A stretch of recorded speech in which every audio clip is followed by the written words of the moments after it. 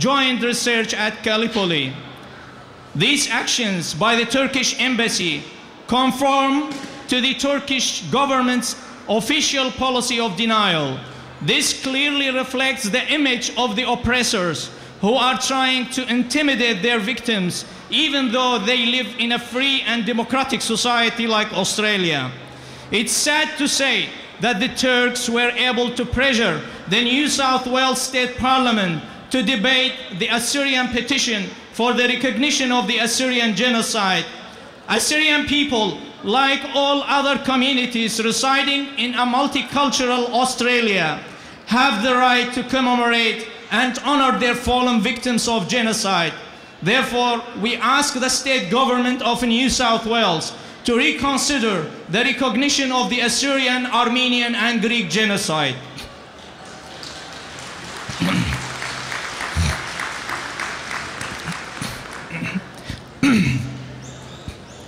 On October 31st, 2010, an Al-Qaeda-affiliated massacred worshippers at Baghdad Our Lady of Salvation Assyrian Catholic Church, where Mass was being celebrated, leaving more than 60 worshippers and priests dead. During last New Year evening, more than 15 bombs were blown up on the doorsteps of many Christian homes in Baghdad, killing and injuring many. However, these attacks do not make the news. We feel strongly that the Australian government must lay out a comprehensive strategy for assisting the Assyrians and other ethno-religious minorities of Iraq who are facing systematic campaign of massacre and destruction. Such a strategy must articulate specifically how to protect these communities and work with the Iraqi government to identify and prosecute those who attack them. The strategy must also include a streamlined mechanism for asylum seekers to immigrate to Australia. Australia, as a part of the government of the willing, has a responsibility to accommodate those Christians for whom the situation in Iraq has become impossible. We hope that with the common resolve and united voice, we can remind the world that there are Christian communities in the Middle East, such as the Copts of Egypt and Assyrians of Mesopotamia, who are facing oppression and violence every day. We hope to give a voice to those that have none as we cry for justice and recognition of their plight. In conclusion, I would like to express our gratitude to everyone for attending this New Year celebration and wish you all a happy, peaceful, and prosperous New Year. Thank you.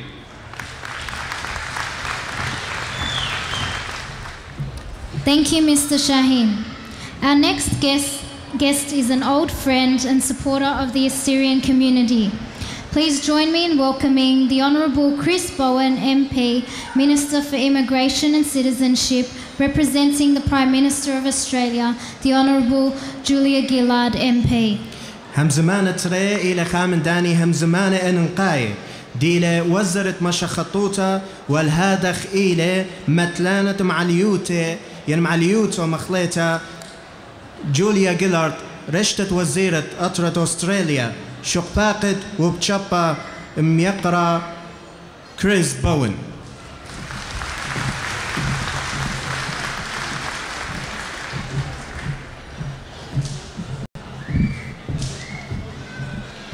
Shalom Alaikum.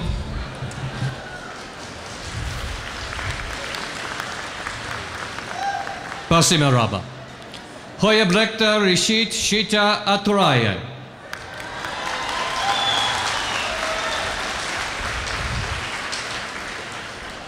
My friends, it's so good to be back with you today as we celebrate so many things. We celebrate the contribution of the Assyrian culture over the last 6,761 years to the world. The culture of Iraq's indigenous people. We celebrate the contribution of Assyrians to Australia and to our community here in Fairfield.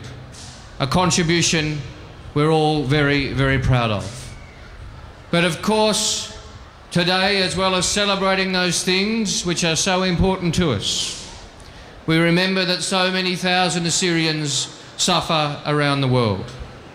We condemn, and I condemn on behalf of the Australian government, the terrible attacks on Assyrians and Christians in Iraq we have seen over the last 12 months. And of course, we recommit ourselves to providing assistance to the Assyrians who are suffering in Iraq and elsewhere. Of the Australian government's humanitarian intake, we have received more refugees from Iraq than any other country, of course, in the Middle East, and 70% of those have been Assyrians, Chaldeans and Christians. And of course, as Immigration Minister, I recommit myself to ensuring that that support continues and grows.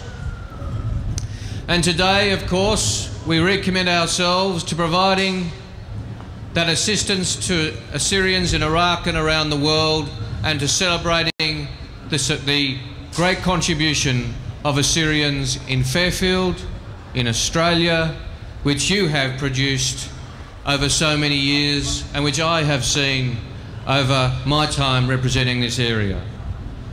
And I say, today of all days, Allaha Baruch Lohan, Basim Araba Pushim Shaina. Thank you very much.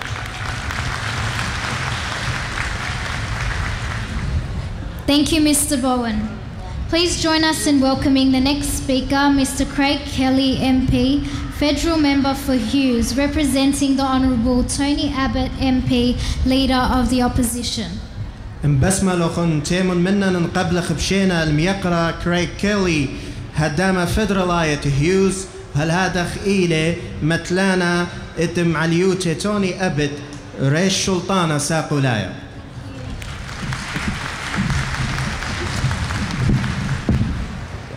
Thank you and good afternoon. Firstly, I'd like to welcome my parliamentary colleagues, the Honourable Chris Bowen and Chris Hayes, Federal Member for Werriwa. I'd also like to recognise my state parliamentary colleagues, David Clark, Marie Fakara, the Reverend Fred Nile, Amanda Fazio, and of course our latest representative in State Parliament, Andy Ryan.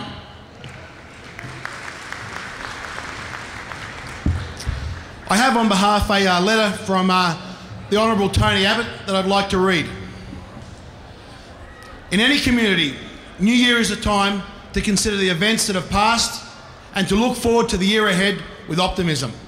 It provides an opportunity to celebrate with friends and family and to appreciate the things that make our lives blessed. With this in mind, I'm pleased to send my best wishes to members of the Assyrian community as you celebrate New Year. Assyrian culture has a long and distinguished history, and there is much which should be celebrated. As a nation of immigrants, I recognise the contribution which Australians of Assyrian origin have made to our country. Your commitment to our shared values have helped strengthen Australia's spirit, hard work, enterprise and community. Please accept my warmest wishes for a successful and prosperous new year. Yours sincerely, Tony Abbott. I'd also like to add my own short remarks.